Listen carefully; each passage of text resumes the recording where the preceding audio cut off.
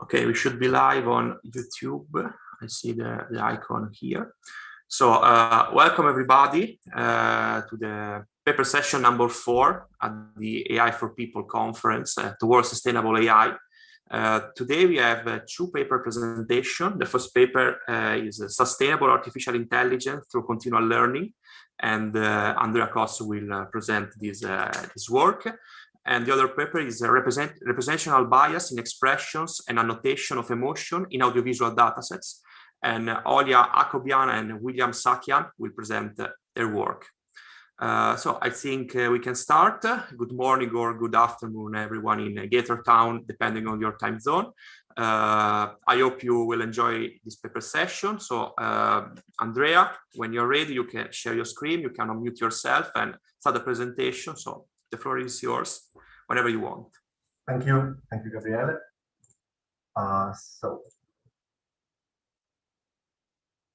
Okay.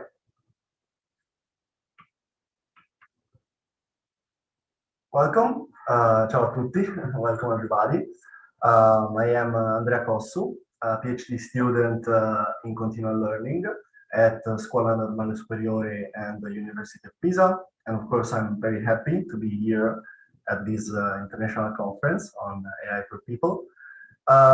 So in this short paper, we presented at CAIP', together with Marta Ziosi from University of Oxford and Vincenzo Lo Monaco from University of Pisa. We tackled the sustainable artificial intelligence framework through and by means of continual learning. Our main objective was to understand whether continual learning is the most promising candidate for sustainable AI. We think that this is actually the case, and in the following slides I'm going to expand a bit about this and try to understand the reasons behind this claim. First, let me really briefly introduce continual learning so that we have a common ground for the discussion. In this picture here, you can see a static dataset, D. So a dataset with patterns. There may be labels for each patterns attached to them, for example, to classify images. And the objective here is to train the AI system, which you can think of as a machine learning model. So, for example, a neural network, to learn from this dataset, right? This is kind of the traditional setting for machine learning, because you have a static dataset in the sense that you have all the patterns available at the beginning of the learning experience. Instead, what happens in a continual learning scenario is that your continual learning system, which can be a neural network also in this case, is receiving a stream of data. So in this case, I depicted here 3 different datasets, D1, D2, and D3, but of course the stream can be possibly infinite. There may be an infinite number of datasets coming into the model. And the interesting property and the most common scenario in continual learning is that you receive these datasets one at a time. So differently from this that we can call offline AI system, in which you have all the data available at the beginning of time, in a continual learning system, you receive data incrementally in time. And this breaks down some assumptions about learning process in machine learning, because in machine learning, you usually assume that your data are identically and independent distributed.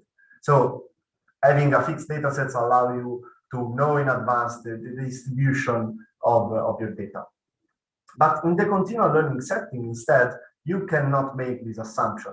So the data present in D2, for example, may be completely different from data present in D1. So computer vision is a common task for continual learning systems. So imagine that in D1, the model at first receives images, and the objective is to classify the object present in the image. So there may be cars or vehicles in general. And this is the content of the first learning experience, so to say, so the first data set. But then at a later point in time, your model receives another data set. And this data set presents you with another set of images, which may be completely different. For example, there may be fruits like apple, bananas, and so on and so forth. So you have to incrementally acquire this knowledge across time without having access to all data. So when you learn from dataset D2, you may not have access, and you usually don't, to D1, but you still want to perform well on the entire data stream. Okay, so this is the most common, I would say, setup and scenario in continual learning. And there are, of course, many objectives. The most studied objective in continual learning is the mitigation of catastrophic forgetting.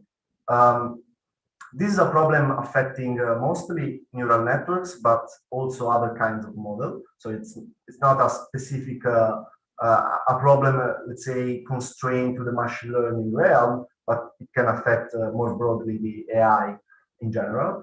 In short, catastrophic forgetting is basically a phenomenon which erases the knowledge contained in a neural network when learning new experiences, new information.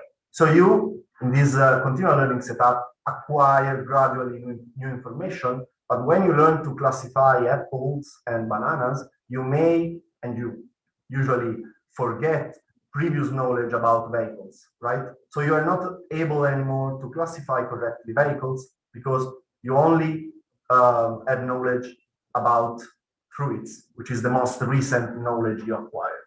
And this is quite a big problem and the most studied currently in continual learning.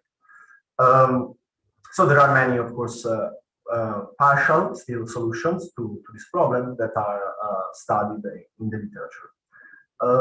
But continual learning has many other objectives. For example, an important one is to quickly learn new tasks, new experiences, new data sets, okay?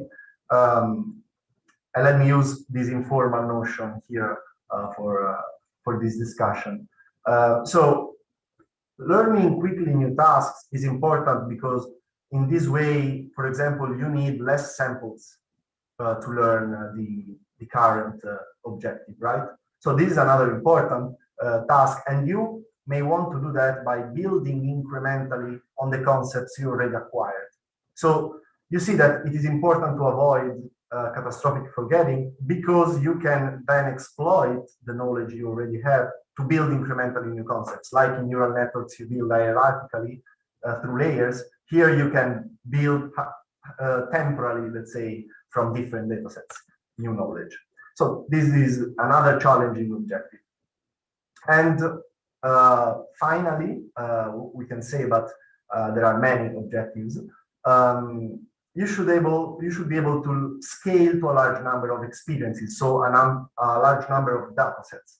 Long stream of information should be learned efficiently. So efficient, of course, is a very broad term, which can be then collapsed into memory, efficiency, computational complexity, and so on and so forth. So there are also here different aspects to be considered when you measure the efficiency of a continual learning model or algorithm. And there are many others, but just to give you an idea of how broad and shaped is the continual learning world. But the main difference here that you can grasp is the difference between a static data set in which all patterns are available at the beginning of the time versus the continual learning setting in which data sets becomes available during time. Okay, so this is, I think, enough for the continual learning introduction. Let's move to the ethical AI principles that are contained in the sustainable AI framework. So we picked some principles that we deem important for AI and that can, in our opinion, be addressed by means of continual learning. We will see in the beginning, in the end of this talk, what are the gaps that we still have to tackle to achieve this vision. But in principle, what we would like to stress here is that continual learning is able to tackle in a very specific way each one of these principles, which are open questions, I think, in artificial intelligence in general, and of course also in machine learning, which is one of the most hyped topic of AI. So let's start from the first set of principles, which include efficiency and scalability. This is one of the, let's say, core problems tackled by continual learning. Because when you think about efficiency, you can think of current machine learning and AI systems that are trained on gigantic datasets, right? So you have these huge datasets and large models which are trained for weeks on clusters of machines and so on and so forth.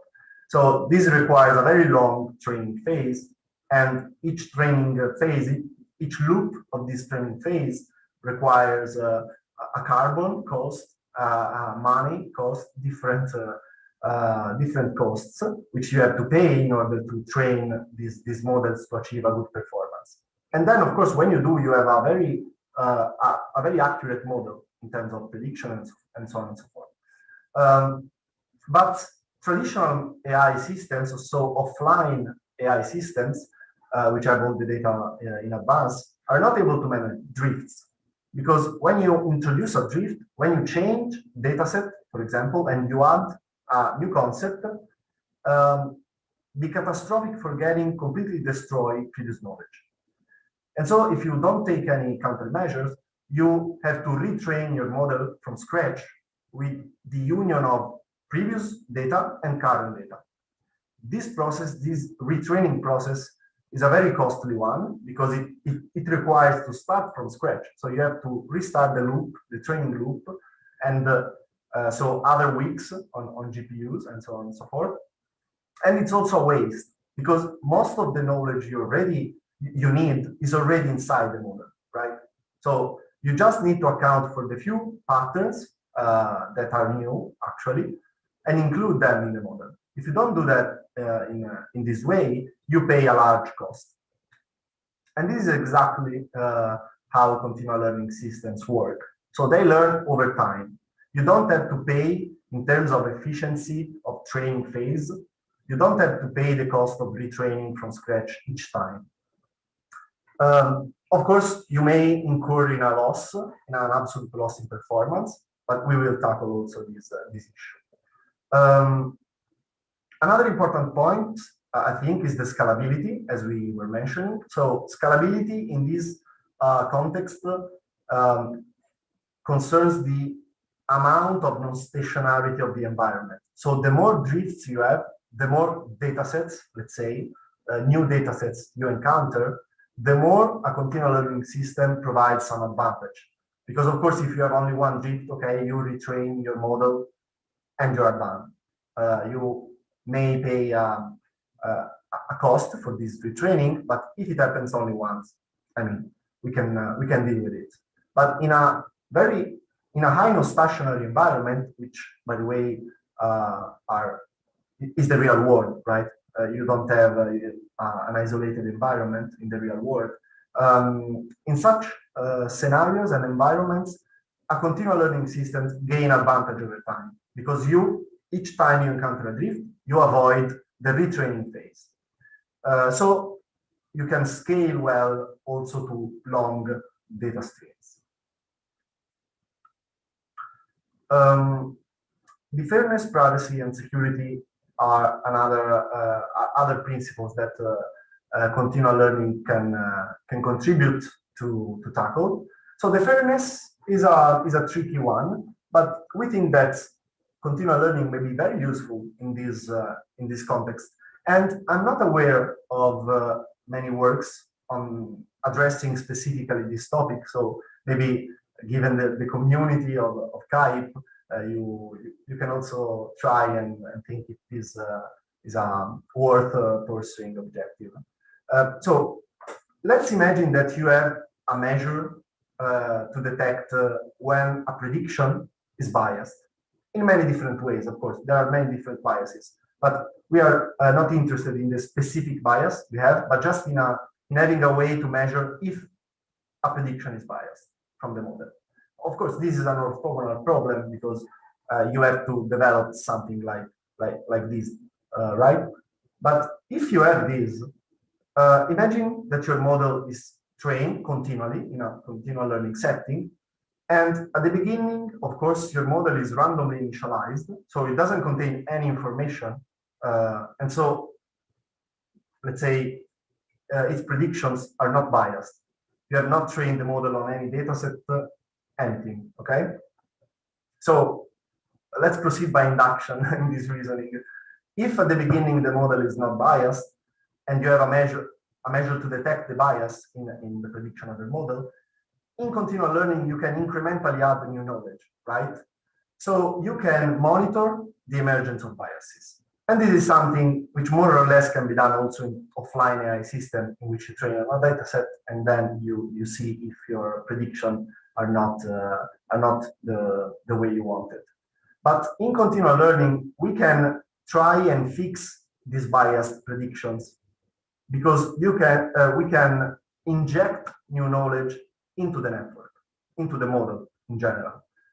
In offline AI systems, this has a cost, okay? You have to retrain and all the stuff you already said.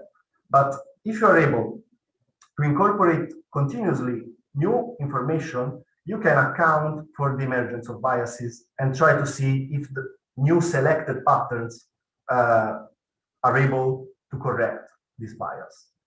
And this is very interesting because you can work on a pattern by pattern basis, right? And try to see, okay, if my predictions are biased toward, for example, gender or racial category, you can add new information from the real world, of course, that counteract this effect. And this comes at a low cost because you don't need to retrain and so on and so forth. Another milestone and cornerstone of continual learning is privacy and security. This is very, very important in continual learning. And it may as well be one of the objectives that I mentioned at the beginning. So again, let's imagine a scenario in which you have a number of devices at the edge, for example, so low power devices, smartphones, something like that. And of course, these devices gather data from different sources. In order to train a model on this data, you have to move the data to central clusters, data center, and so on, because there is where the power, the computational power is stored. This transfer exposes too many security holes, external attackers, and so on and so forth, which can simply, in a way, let's say, gather this data from the transfer. And so you don't respect the security principles, basic security principles, because some other people can access your data. In continual learning, one of the objectives is to be able to train directly also on low power devices, because you don't have to train on gigantic data sets. You can incrementally acquire new knowledge. So again and again, you can train on a small number of patterns, but for a long time and on a long stream of data.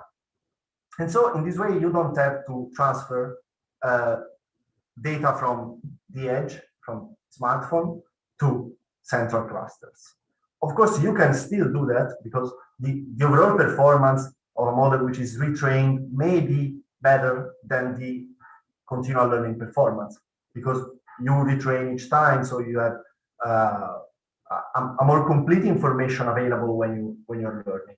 But this is not a constraint now, because in machine learning, you have to do that. You cannot train a model like the model transformers or so on and so forth incrementally on a device, most of the time.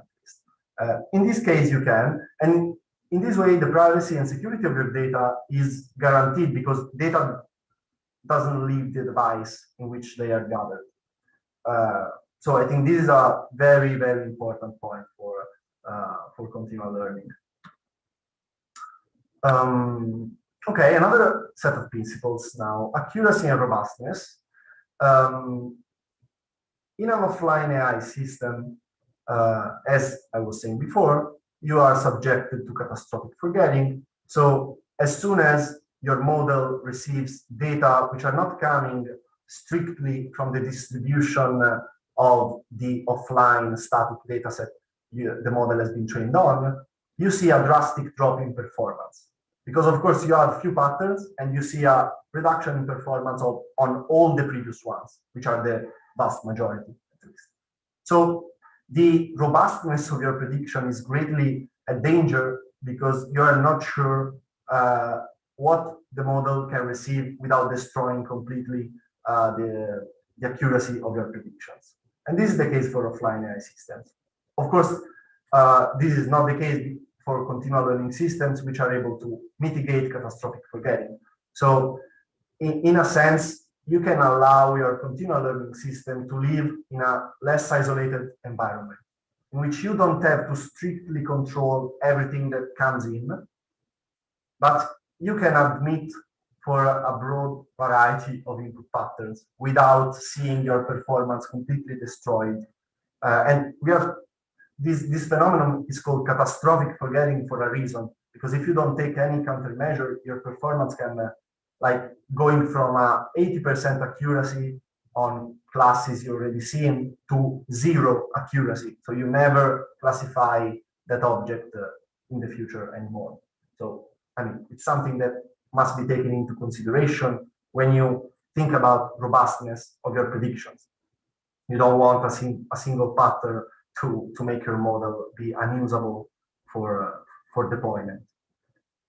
And continual learning has something to say also for accuracy, even if the literature is not yet there.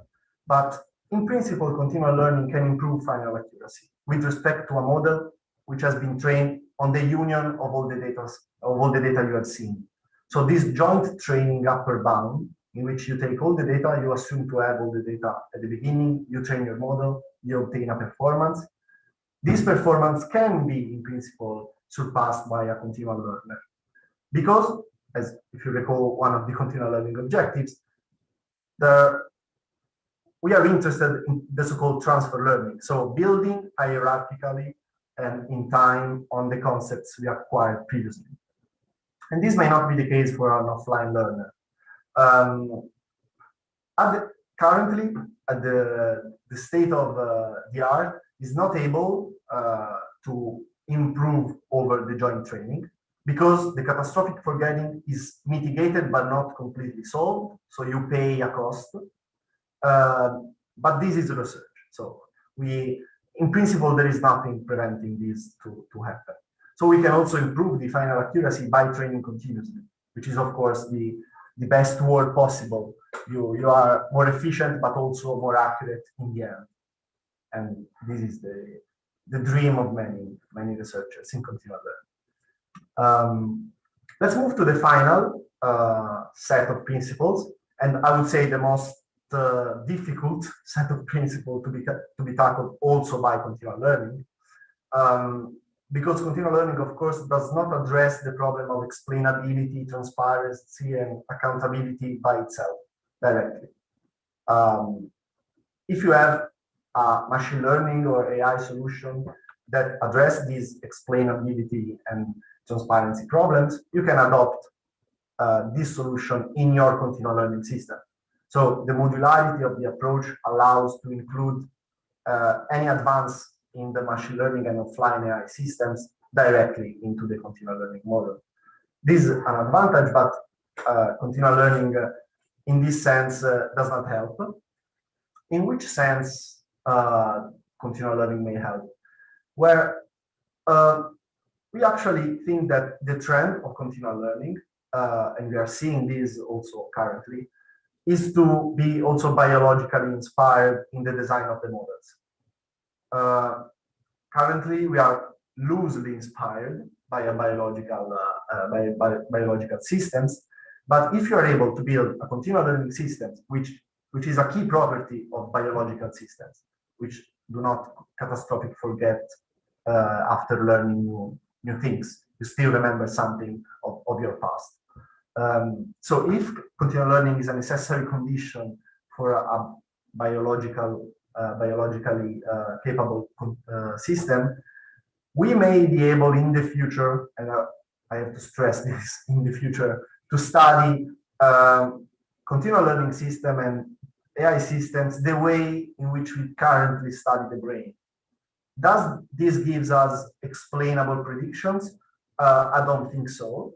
But since we are in a continual learning systems, we are not making any assumption on the task on the specific data set we are given, right?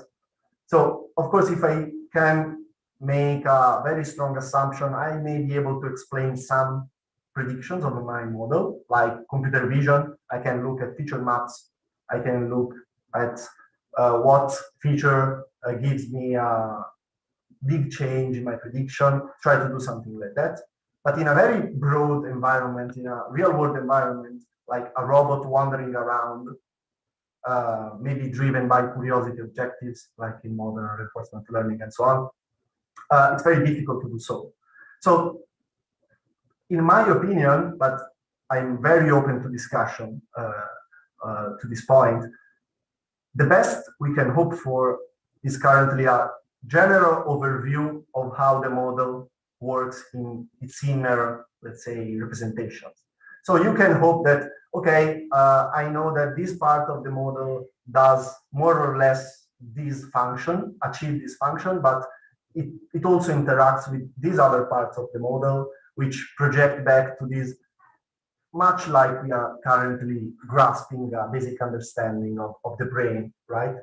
And if this not directly gives a good explainable prediction, well, I think that it is still a useful achievement for explainability.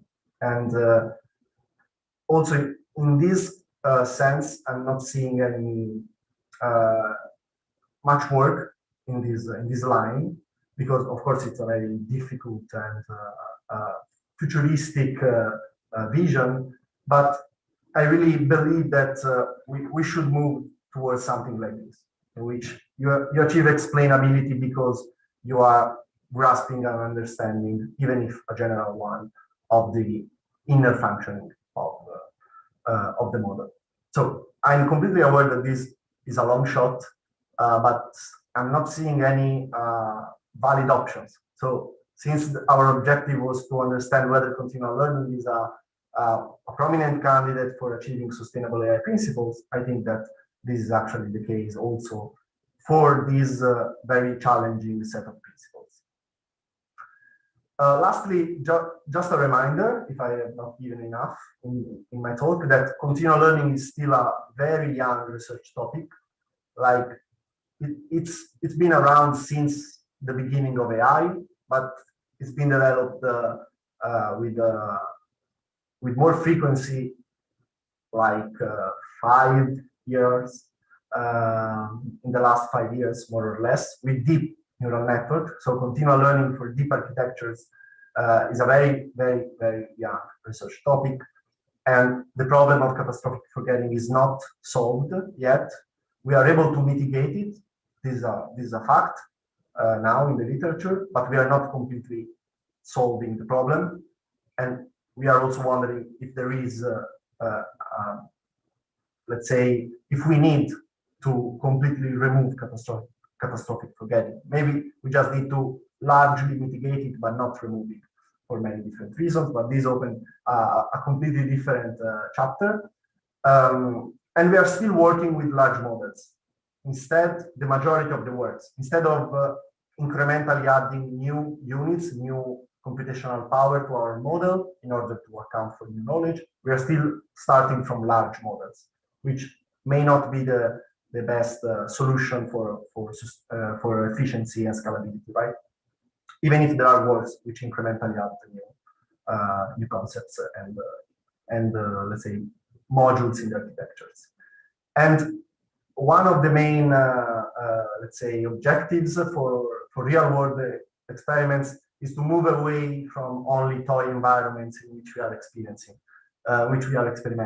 So we need to scale to realistic applications. There is something around very recent works. So we hope that the path is the right one, but we really need to test our algorithms and our solutions to real-world environments in which there is a high non-stationarity of the environments and all the properties we were previously interested in, and which I already mentioned at the beginning.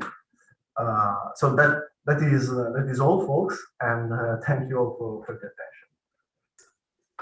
Wow, thank you very much, Andrea, for for this great talk. I see there are a couple of questions from the audience, so maybe I could read to you and you can answer in any way. So the first question is the output of a continual learning system fixed, or can new classes be added with a new data set? Doesn't this change the architecture of the underlying model? So I think there are 3 questions, but all related. Yeah, sure. This is a great question. And currently, this is I would say, the most studied scenario in continual learning, in which you add new classes. So it's called class incremental because we have a lot of fantasy, and it changes the architecture of the model in the sense that if you imagine your output layer with as many units as the classes you already know, when a new class arrives, you add a new unit in the output layer. So it is a very small change of the architecture, which causes a catastrophic drop in performance because of catastrophic forgetting. So the output layer problem is a very key one for catastrophic forgetting, even if it's not the only part contributing to the catastrophic forgetting. So the answer is yes, you expand the architecture in many different ways. This is the simplest way. You can account for new classes, and I'm happy to say that this is something that we are already able to do at the cost of a small or large forgetting, depending on the strategy you adopt. But yes, this is I would say the main achievement of continual learning in the last years. So yeah. Okay, thank you. There is another question from the audience, and the question is continual learning another name for online training? So maybe this is more about the nomenclature of. Yeah, and this is related to the fact that continual learning is still in its infancy. So the nomenclature is still under consolidation, I would say, but the main synonym of continual learning is lifelong learning, which again in the beginning were a bit different, but now they're mostly used as synonyms. Online learning, I wouldn't say that it is a synonym, so it's not exactly the same, even if maybe you can find it as a synonym in some paper. The main difference, in my view, is that online learning is focused on addressing this stream. So you have no stationarity, you have a stream of data incoming, you have new concepts added incrementally, but the literature on online learning is not focused on forgetting. So this is a problem that is not much addressed, let's say, by online learning. So your objective is to learn what the environment provides to you without the strict need to remember everything you already seen in the past. And I think that these visions could be merged, and there is already a certain amount of work on online continual learning, again with different names, but more or less there are already works merging these two different areas of research.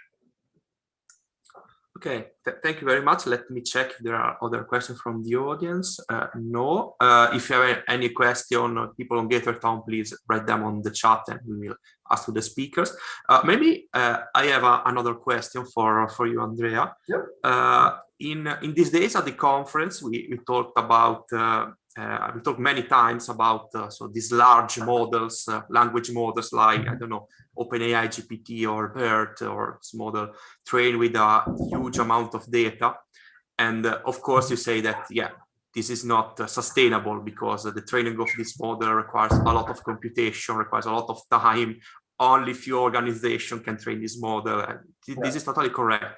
But yeah, the fact is that these models are trained once and then, I don't know, fine-tuned by a lot of different companies, a lot of different people. So they are trained once and then fine-tuned to the specific task. So my question is, maybe it's a difficult question, I don't know, but what is the relation between this paradigm of training a very, very large model and then fine-tuned to many different tasks and continual learning? What are, in your opinion, the weaknesses of the first approach and I don't know, how continual learning can improve this method that by now I think it's the prominent method on fine-tuning, I would say, large models. Oh yeah, how many hours do you have? Well, if you can stay in 20 minutes. No, but yeah, this is I feel like this is a personal question to me because since we are among friends, I mean, we can share also PhD experiences in which, for example, you start working on a topic and suddenly like 3 or 4 works appear of talking about specifically that topic, and well, of course, you knew at least that your idea was good because papers have been published, but of course you cannot publish anymore on that thing because it's been already covered by the literature. And this is not, I'm not drunk, it's just what happened to me for language models, actually. Yeah, there are very interesting and recent works about language modeling continual learning. So I don't know if your question was coming from also seeing some of these works, but it was astonishing that the large, let's say, trend was to, as you said correctly, train language models in a static way, because of course the performance was very large, so there was no need to think about anything else. And but recently there is a growing interest in training continually these language models, and there are works addressing, for example, the time, the information contained in a data set, for example, like news or scientific articles, which were the two I was interested in, and also used in these very interesting recent papers. And you can show that, for example, the Me Too movement or COVID concepts, which are very recent in the news and in the papers and are not present in the early 2000 papers, for example, caused a drastic loss in performance for these big language models, which are trained on Wikipedia up to the year 2000X. So the problem is still there for large language models. You have to take into consideration that if you use an outdated language model, let's say, you may generate something that is not coherent with the current knowledge of the world. So Obama is not president anymore, of course, just to make an example. And this also affects the downstream performance on tasks in which you fine-tune these language models. So these foundational models, let's call it the way we want, but they are used for many different tasks. So if you start from an outdated knowledge, you have to take this into account where you go, for example, and classify sentences, classify something, post-tagging, different downstream tasks of natural language processing. I'm not yet seeing any, let's say, interesting solutions. The main solution is to use the well-known replay technique of continual learning, in which you simply take a bunch, in this case, of future data, so news, recent news, and you train your model. But in order to account for this information without destroying the previous one, you also have to take previous patterns, so older news, and train together. So it's like retraining, but with a small data set. And I mean, I think this is important because as for explainability, these models are widespread. So if we don't keep them updated, well, at least now we know that there is a problem. So this problem is taken into consideration by the literature. But I'm talking about like 2-3 papers that I'm aware of at least. But yeah, there is also a new spotlight paper on this. So it's an open question, and I think that there will be many works on this because it's something you cannot avoid to do if you are working in natural language processing, I think. Yeah, I totally agree. Thank you very much. There is another question from the audience. So could you give an example of the type of environments or type of data that this approach is currently being tested? Okay, so yeah, let's say the research experiments are carried out on computer vision datasets. So you take, as I was saying before, datasets of objects or pictures of objects, and you split it by classes, the class incremental approach. You learn a few classes at a time. And in the real world, the most, let's say, one of the first application was of the here present Gabriele and others, of course, and his team on a smartphone. So you can do this on a smartphone basically, and incrementally add new concepts. So new classes. You take your smartphone, you with a camera, hopefully, you look at with the camera at a new object which the model has not seen yet for a few seconds, and then your model is able to classify this object if it sees it again in the future, without forgetting the previous ones. Then there is reinforcement learning, which is a very interesting real-world scenario. But currently, reinforcement learning is still hard to be transferred to the real world, even for static reinforcement learning. So I'm mostly seeing virtual environments. For example, cars, self-driving cars with continual learning capabilities, something like that. But real world per se, I still think that the main way addressed by now is by replay or retraining, because companies have large cluster computational capabilities. So since accuracy is still the main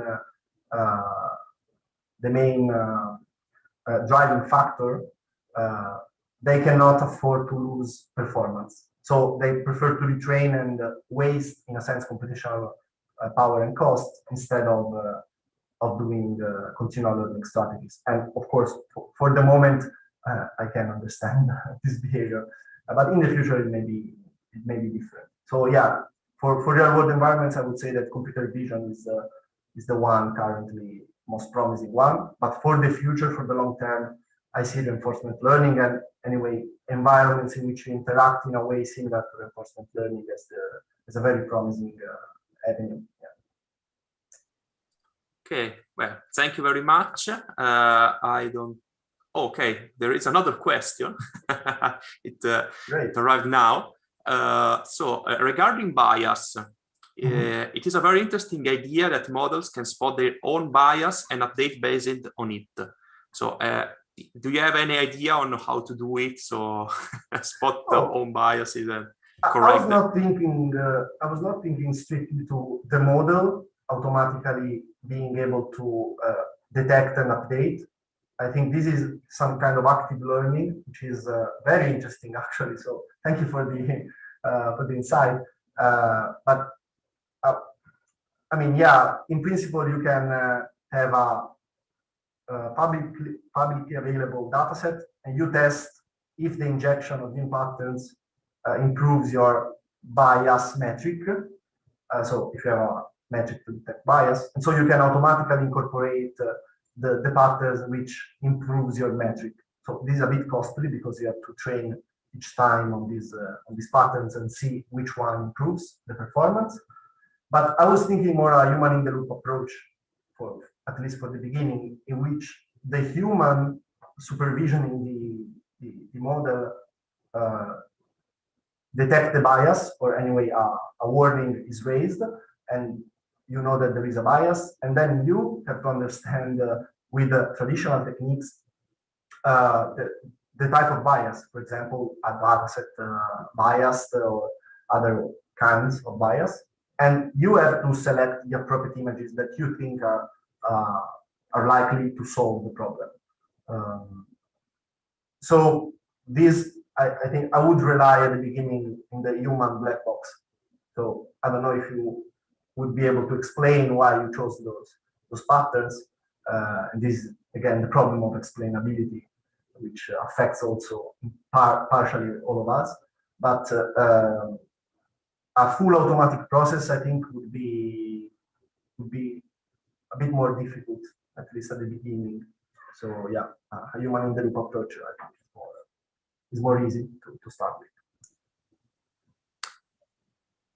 Okay, I think, yeah, there is just a consideration from the audience, so we still need the bias measures. Yeah. This is your work, folks. No, yeah. I mean, yeah, I agree. This is a strong assumption, but yeah, if we have some, it can also be an incremental process in which you develop a very rough metric, you test it, and with insights of the results you have, you can improve your metric. I mean, like research again. So it's a very interesting, I think, starting point. Yeah, definitely. So if there are any other questions, thank you very much, Andrea, for your presentation and for all this discussion. Thank you. It was very interesting to discuss with you.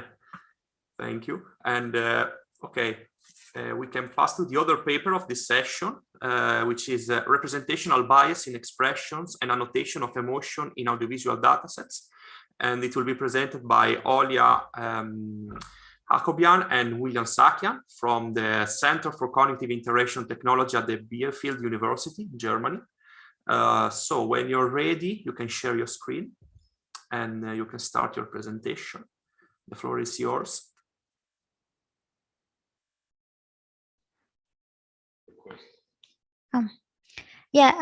Thanks.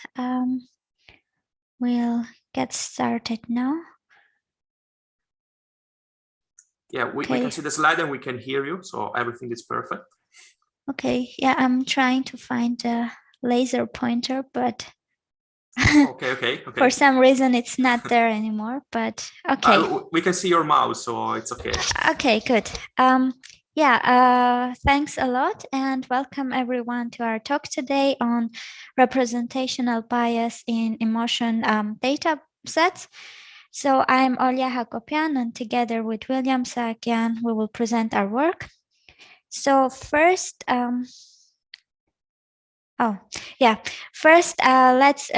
me introduce ourselves. We work in the multimodal behavior processing lab led by junior professor Dr. Hannes Rumala in Bielefeld at CAIP'21. And as the name of the lab says, we are interested in multimodal behavior analysis, in particular using machine learning methods. And we specialize in the following domains, including automatic effect recognition, computer-based stress recognition, and analysis of social embedding. And the work that we are going to present today is related to the automatic stress recognition. Automatic effect recognition. But why do we care about effect at all? And the reason is that automatic effect or emotion recognition can be used in a lot of different domains, including personal assistance, hiring algorithms, or even psychiatric assessment. So in all of these domains, it's possible to analyze people's emotions to come to certain conclusions. And of course, they can be helpful, but also we are aware of the the possibility of unfair decisions by machine learning algorithms. So before committing to machine learning approach, we first wanted to study the biases that exist in emotion domains. And one particular bias is a representational bias, where different demographic groups may not be represented equally in the emotion data sets. For example, if you train a model mostly on data from white participants, then all of these applications may not generalize well to other populations, such as Asian or Black people. And because these are all sensitive applications, this would affect people at personal levels, such as being hired or not, or being correctly diagnosed or not. So this is basically our research question: how are different demographic groups represented in emotion datasets? In the context of emotion recognition, let's have a look at what demographic confounds can be source of bias. And we will focus on two things: emotion expression and emotion recognition. So emotion expression, as the name says, is how you express your emotions using your facial facial muscles or your voice or body language. And emotion recognition is recognizing those expressions and understanding their meaning by other people. So we'll look at three demographic features, which are gender, age, and ethno-racial background. And I will explain how these characteristics would affect both emotion expression and recognition. For example, in gender, we know from psychological literature that women might be more expressive, at least under certain circumstances, and that they might also be better at recognizing others' emotions. When it comes to age, older people might be less expressive, and there is also evidence of decreased sensitivity of emotion recognition with age, especially when it comes to recognizing negative emotions. With respect to ethno-racial background, we know that different cultures emphasize different face parts for emotions. For example, eyes versus mouth.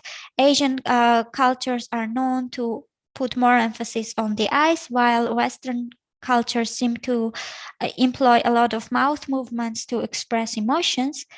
And also, it's known that we have better recognition of emotions from people that belong to our own group. So why do we care about all these confounds? Well, when it comes to emotion expression, it's important with respect to the features that we are training. So it would affect the data from the participants who donate their data. So we want to balance different demographic features in our training data and recruit people with diverse characteristics, demographic characteristics. And the other reason, in addition to these confounds in emotion expression, is that these groups also differ in physical characteristics, even if we ignore all the psychological confounds. So people simply look different, and the models need to learn all these different features.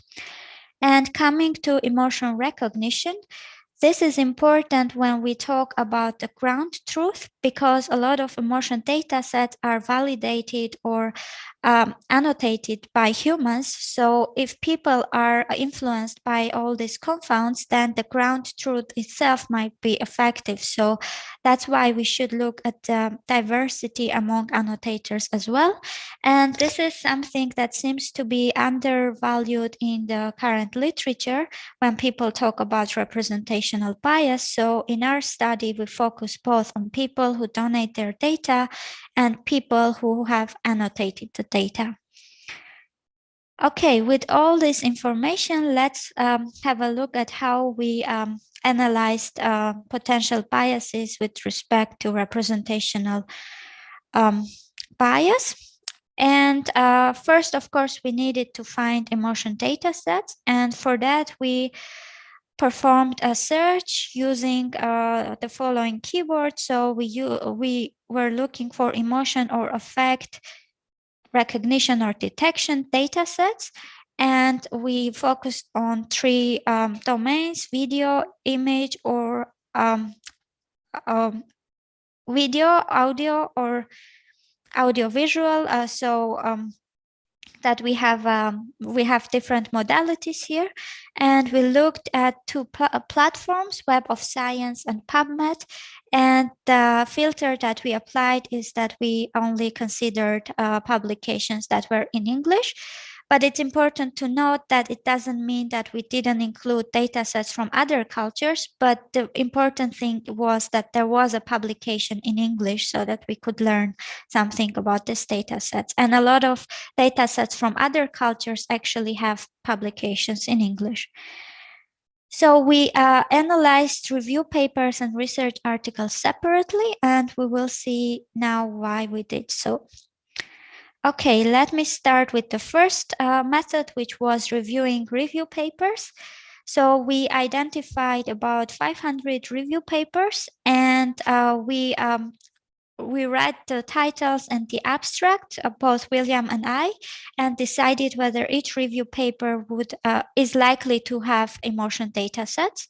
And once we agreed a 90%, we had a 90% agreement, we ended up with 11 review papers and started to do full text scanning of these review papers to find data sets that would satisfy the following inclusion criteria.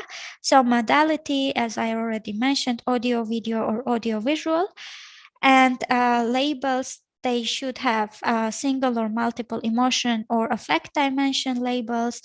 We also accepted emotion-related facial action units, or when they were labeled smile versus no smile, because this later two can be used indirectly to infer emotions.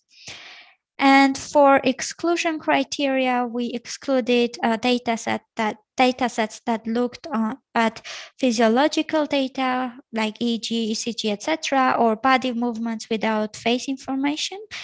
And when it comes to labeling, we excluded data sets that focused on emotion-related phenomena such as pain or stress, which are, of course, generally important for our emotional experience, but they do not fall in any common classification of emotions. So this was one method we used to find data sets. And the other one is, remember the research articles that we haven't analyzed yet. So we had more than 4,000, and to facilitate the scanning, we used a simple heuristic, and namely we noticed that many dataset names included at least 2 uppercase letters, and there were usually accompanied by the full phrase explanations of what these abbreviations meant. So we developed an automatic parsing tool which extracted terms with at least 2 uppercase letters from the abstracts. And then we removed terms from a blacklist, such as including terms like EEG, ECG, etc., which do satisfy this constraint, but are obviously not emotion data sets. And then we also removed terms with less than 4 occurrences, because those are likely to be noise or maybe data sets that are not so famous or widely used. And then once we had it, we extracted sentences in which these terms occur in brackets. And we, at the end, had something like a dictionary where we had these terms on one hand, and then the sentences containing these terms from the abstract on the other hand, wherever they were in brackets, because this would be mostly the cases where the meaning of these terms were explained. And after we had that dictionary, it was much easier to scan the terms, and we identified the important ones based on those descriptions, or for some where we couldn't find sentences where they occurred in brackets, we did additional search to find to see whether these are actually dataset names or not. And by combining these two methods, we finally had 130 unique datasets. And for those, we did data extraction. So we looked at the publications associated with these datasets and extracted information, including but not limited to the author's year, modality of the data sets, how many female versus male participants they had, what was the age range of the participants, ethnicity, etc. And we did it for both people who donated the data and people who annotated the data whenever this information was available. And now with that, I would like to pass it over to William to present the results. Yeah, thank you. Based on the methods described by earlier, we analyzed 130 data sets, and now let's have a look at the results. Before talking about the individual demographic characteristics, let's first have a look at the general dataset information. In total, we have extracted information from 130 datasets published in time period of 1996 to 2020. And you can see that the number of datasets has increased in the first decade of this century. And although the audio dataset dominated in the beginning, with time, more visual and audiovisual datasets were created. And here on the right, you can see the sample size over time. In the more recent years, the sample size has increased, and it's especially notable for visual datasets.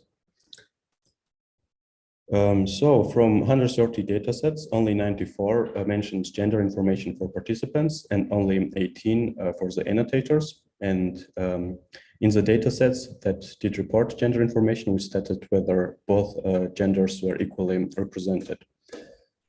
On this figure, you can see the distribution of male ratio for both participants and annotators. The male ratio was calculated by dividing the number of male participants by the sum of both genders. And in both cases, most datasets exhibited values close to 0.5. Here you can see, where 0.5 indicates a perfectly balanced dataset, while 1 denotes only male and 0 only female datasets. And statistical test too did not identify any significant gender bias. Okay, now let's talk about age bias. Information about the age range was reported in less than half of the datasets for the participants and in only 9 for the annotators. Datasets typically reported the age range and no information about underlying distributions. That's why we defined age groups following established definitions, which you can see here, and counted in how many datasets each group appeared. So for example, the age range 18 to 15 groups use early adults and late adults, each received 1 count. And this way, we could see in how many datasets was each group represented. As shown here, early adults were the most represented group among participants, while fewer datasets contained data from child and senior adults. Similar were seen for annotators as well. Logically, children did not annotate data, so they are absent here. Now let's look at ethnicity. Only 53 datasets have provided any information about the ethnicity or the race of the participants, and only 13 of those have reported about the annotators. So we combined the ethno-racial data into 4 layered groups: white, black, Asian, and Hispanic.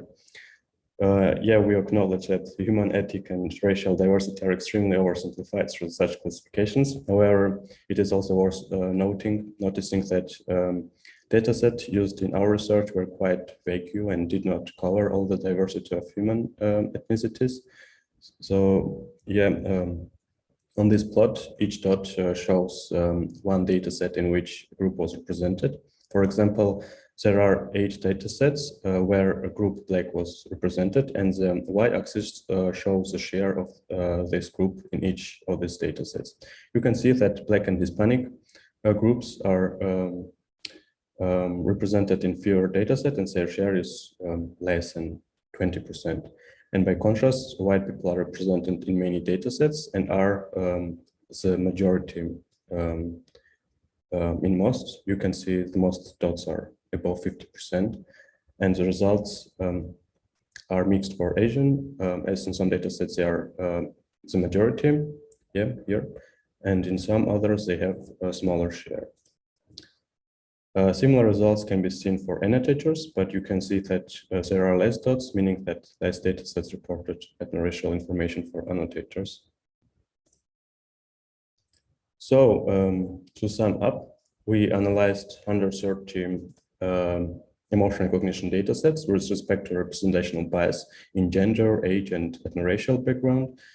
And based on the results, we could observe that emotion data sets do not to have a large gender bias, unlike age and ethno-racial background, which show large disparities. And based on this result, we recommend to include older participants and non-white people. Next, we observed that many datasets did not report the demographic characteristics, and even when these characteristics were reported, the level of detail was not always satisfactory. So, for example, there were no distribution for age groups, and ethno-racial information wasn't reported in a standardized way. So we recommend reporting the raw distribution instead of questionable classification and ranges. And finally, another important point is that the vast majority of datasets do not report demographic information for the data annotators. Human annotations serve as a ground truth in many models.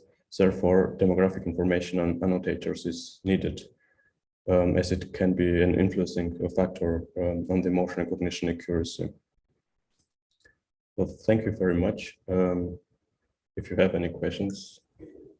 Yeah, thank you very much, William and Olia, for the presentation and I think this is a very, very interesting topic, because many times we always, at least in the machine learning or artificial intelligence field, we always watch at the models, but we take the dataset for granted in a way, so we don't look too much if the dataset itself are biased or contains some problems. And yeah, I think this is a really, really great work, and I hope to see many other works in this field in the future. If there are questions from the audience, please post it in the chat, and we will ask to the presenters. Maybe I should break the ice with a question that pops in my mind when you present in your work. How these biases that you find in a dataset, so the ethnical bias and the age bias and so on, may affect the models that we train on this dataset. So if I train a model to recognize emotion on this biased dataset, what will be the problems of this model? And I think you're muted. So yeah. Okay, yeah, perfect. So here you can see that it's really important if you have bias in your datasets or not. Olia explained that there are, it's, for example, in emotion expression and also in recognition, women might be better at emotion recognition. So it means that if they are labeling these datasets, so it will affect your labels. And then when you use your model, you can have, the results may be not satisfactory for you. Also, if you have data sets for young people and you want to use it on older people, then also you will have problems. So it's really important to know how well is your data set distributed to eliminate this biases. Yeah, and to add, sometimes emotion recognition projects or pipelines use other pre-trained models, for example, for face detection, and those may also have biases, as we know from the literature, so they can actually be inherited as well. And this is why we had these physical differences also included there. And also in general, even if you don't have some pre-trained model before, like the emotions of older people might be not well recognized because of the wrinkles on their faces, or if the annotators are generally not good at recognizing the faces. And of course, that would bias the models against certain populations. And because some applications are in very sensitive domains, that could be a problem. For example, there are some discussions about ageism or ethno-racial discrimination in psychiatric assessments, and having automated tools like this would further make it difficult to get rid of those biases. Yeah, totally agree. Even in the fact that if you use a pre-trained model, you have to take into account also the possible biases of the pre-trained model that you use. So thank you very much for your response. So there are a couple of questions from the audience. So the first one is, you mentioned that in the dataset you mentioned that the dataset addressed audio, visual, or both. Have you analyzed the result taking into consideration the modality groups? Yes, so the distribution will be around the same. Yeah, but of course, if you take account all modalities, it's a little bit more balanced. But yes, it's not a big difference separately if you look at separate results. Okay, perfect. Another question, even for the audience, is what type of data do the dataset from the different modalities encompass? Are visual datasets related to faces, or what about audio? So the type of data, basically. Yes, so visual, it means it's images or video. Audio visual, it means it's video with speech, so they are also speaking. And audio, it's just speech. So yeah, and here we have inclusion, and here you can see inclusion criteria. So we wanted to have data sets where we have face, like where we have images of the face or videos. So yeah, in case of visual data sets, they are related to faces, and audio, it's just for example, in some data sets, you have some situation and you're just speaking and trying, for example, if you're angry, they just say some sentences where they try to express emotion in speech. Okay, thank you. And I have maybe a related question about the speech data set. So how they produce them? So they hired angry people to produce angry audios, or they say to the people, yeah, say this sentence as pretending you are angry or pretending you are happy. How they construct them? This is just my question. Yes, it depends on the data sets. So sometimes they had actors, so they were professionals, so they know how to express this emotion in speech. Sometimes in some data sets you have like conversation, you're speaking with someone and they just label things the parts. For example, if you're arguing and if you're relaxed or you're laughing. And in some of them, they have like situations, they ask, okay, like you should say this sentence and try to say it in such way, how do you feel? And yeah, and then they try to say it in that way. Okay, thank you. So no real angry people in. No. There were some data sets. I think it was from the films. They took some parts of the film, so it's more realistic, I would say, because they are really professionals. Yeah. I see. let me check if there are other questions from the audience. No. So if you have any other question, please post on the chat. Maybe I have another question. So if even the labeling of emotion can change between different ethnical groups or different ages, how can you spot if a label it's wrong? Maybe this is a very naive question, but maybe for a person, a certain image can express, I don't know, happiness, and for another person is, I don't know, maybe a sad expression or a emotionless expression, I would say. So yeah, yes, good question. So that's why we said that we need also information who annotated these data sets, and we want to have also not only one person should annotate it, but there should be also like in a good case, ideally, both genders, maybe both ethnic groups, because if you are from the same ethnic group, you can maybe better see these expressions, but for other ethnic groups, there is a difficulty, or maybe you can interpret it differently.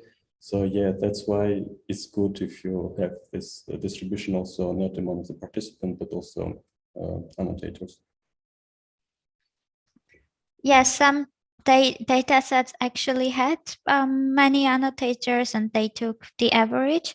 But also it's not only about what's the best label, because especially when it comes to emotions, it's not always straightforward, but rather knowing that these biases exist and be aware of them. So that if your model doesn't perform in the way it's supposed to, for example, it makes a lot of false alarms with certain people, that you know where to look at. Maybe because the people who labeled the data didn't understand the cultural nuances. For example, that a smile in Japanese culture may not always mean happy, but may mean something else. So it also depends on the application, and it's also about creating awareness that all these things can affect the models.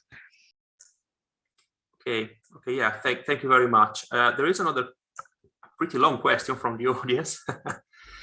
Still on difference between modalities. The slide that you showed displayed that the number of studies on different modalities is similar, but what about the result on bias? For example, did you check it for example, audio dataset have a specific kind of bias, whereas visual have another? From what I understood, the results show only the combination. Sorry if I misunderstood. So if you have separate studies for different kind of modalities. Yes, you're right. So that is a combination of the modalities. So in our paper, we analyzed it together because for us it was important to see in total this every emotion recognition database, which is popular and which is used, what kind of biases they have. Yeah, so in our paper we don't analyze it separately. Yeah, only size, only maybe size, how they differentiate between years and count of data sets. Yeah.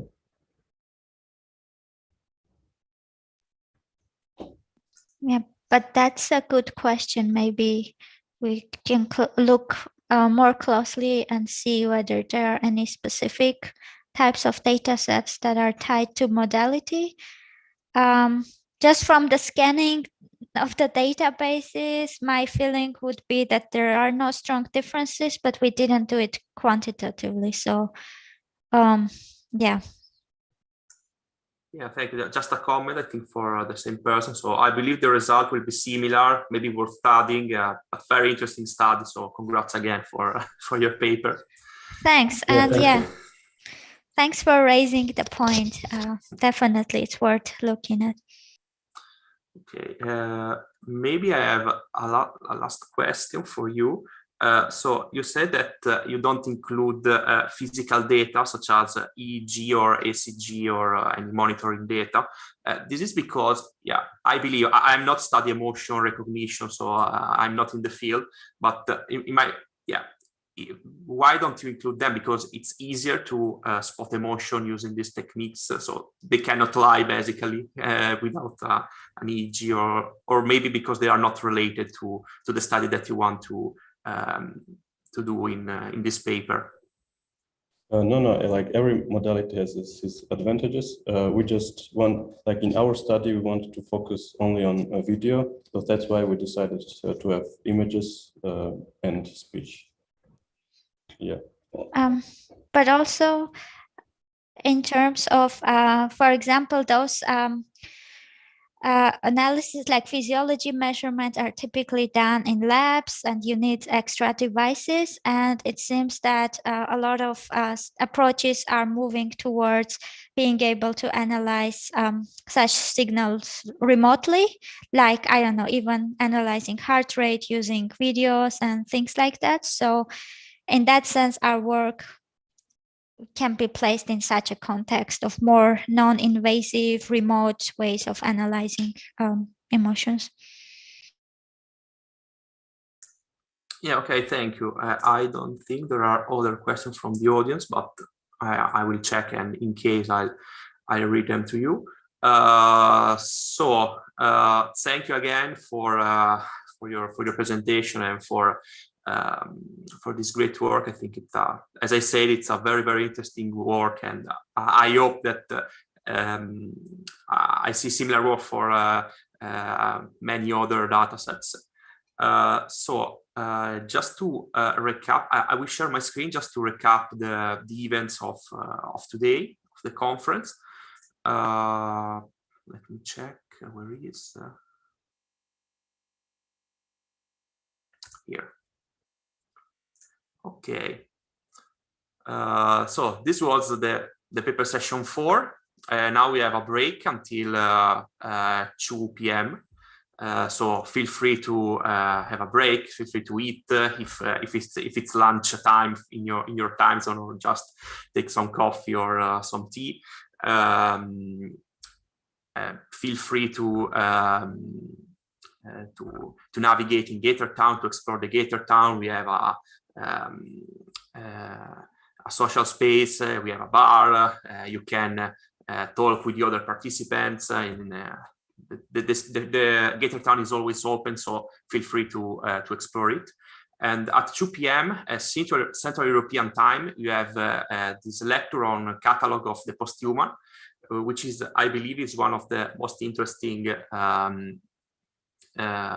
events that we host in this conference. So it's a lecture by 2 artists, and they talk to us about an art installation at the Biennale in Venice, about the future of work, and how humans can be enhanced with new technology, so new implants, etc. It's a very satirical exhibition, so please don't lose it. It's very, very interesting. And after that, we will have a workshop on AI ethics by Jessica Morley. Jessica Morley is from the Oxford Internet Institute, and we'll talk about AI ethics, which is the theme of the day. After that, we have a roundtable on AI ethics. We host the Montreal AI Ethics Institute, and we, as AI for People, will participate in this roundtable. So roundtable has been very, very interesting in all the conference, and also I will suggest to follow the roundtable. A lot of interesting discussion. After that, at 7 p.m. Central European time, we have the keynote speak by Abhishek Gupta, so for Montreal AI Ethics Institute. And after that, socializing on Gator Town, so feel free to reach us, ask us questions, or just explore the space, talk with other participants, and so on. Okay, so this is the program of the day, and thank you again to Olia and William. Thank to Andrea that unfortunately have to go, so it's not here now, but a virtual thank you to Andrea. And hope to see you on Gator Town today and tomorrow for all the other events in the conference. Bye bye. Thank you very much.